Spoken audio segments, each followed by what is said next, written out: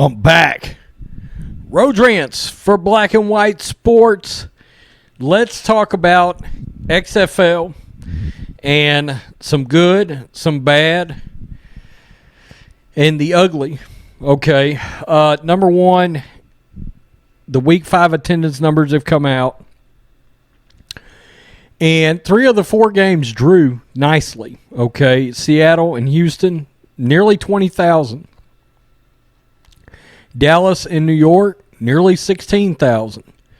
And over 16,000 for D.C. Then you had L.A. and the Vipers drawing 12,000. 64,246. It was down from last week. Now, if you follow this channel, we cover the XFL extensively. And I'm rooting like hell for this league. But there's certain things I'm watching for right now. Why? Because I want a second season. And then I want a third, and I want a fourth, and I want a fifth season. I have come to enjoy after Super Bowl football. Okay? And I want the league to thrive so they can do things like raise salary, get more talent influxed in. And one of the things I've been watching for has been, is there going to be any significant change in TV reach?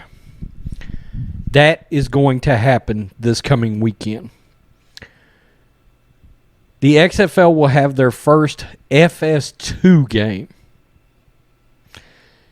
You may be like, well, what's a big deal about that? Well, they do not have a Fox game this weekend. No actual network game this weekend. Okay. FS2 reaches 57 million households. The regular Fox station reaches 105 million, roughly. So almost double the reach, okay? I think you will very likely see the first XFL rating that is under 1 million on reach. And you may be like, yeah, but they've had FS1 games. Well, believe it or not, ESPN and ESPN2 and FS1 have roughly a 86 million household reach.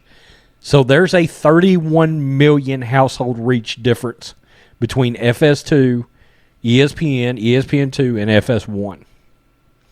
So there's going to be a significant rating drop, plus a bunch of the college basketball tournaments are starting. We're heading into March Madness. So this was known to be sort of a crucial time potentially for the XFL. Now, the XFL is basically, they're not getting a revenue contract.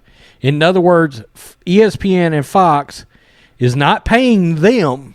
For example, the MLS, ESPN and Fox Sports pays the MLS $75 million per season. And Univision, another $15 million. Okay, so they essentially got a $90 million influx in income to the MLS. This was about as comparable as I could find to the XFL.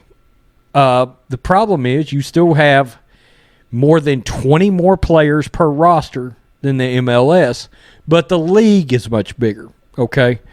And there are some ridiculously high salaries in the MLS, but most of them, it's the same sort of 30, 40, 50,000, but there's $250,000 a year players.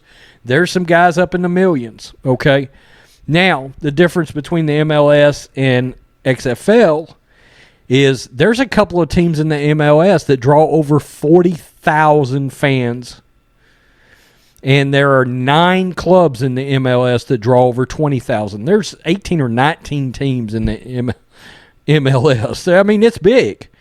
And it's really gotten popular. But that is sort of the comparison you're looking for to the XFL. You can't compare it to the NFL because the NFL seeks and destroys every entertainment product, including regular television shows. It leaves them in its merciless path, okay? And I love the NFL. I do.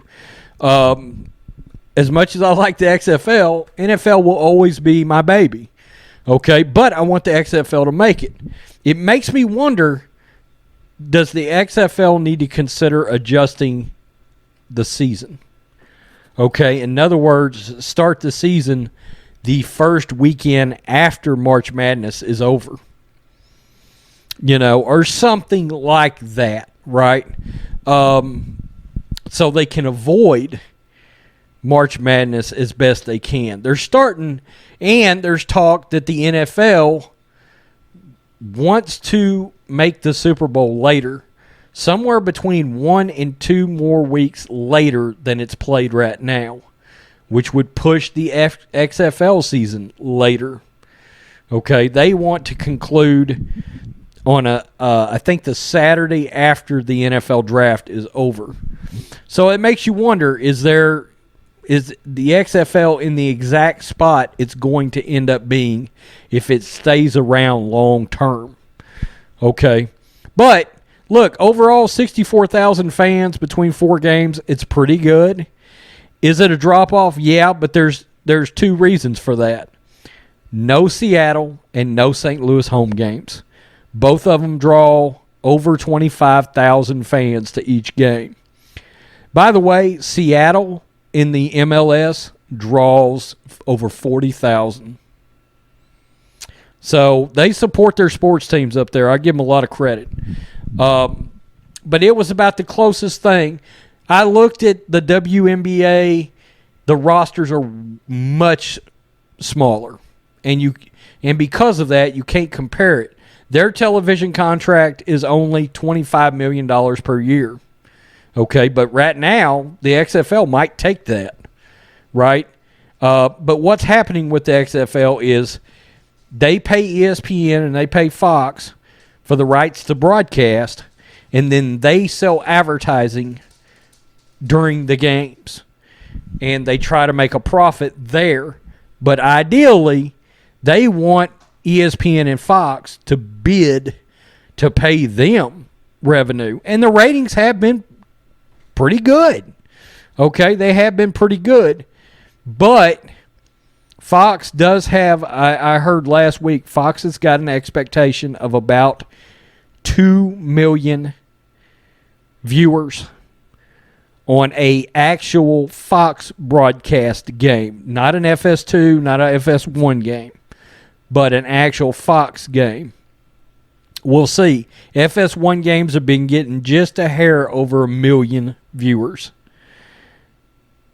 We could see somewhere down in the 600,000 or 700,000 range for that FS2 game. We'll see. You tell me what you think, black and white sports fans. Make sure you hit subscribe if you love the XFL. My power rankings came out this morning, and my predictions will come out probably Thursday for this week, for week 6. Peace. I'm out. Till next time.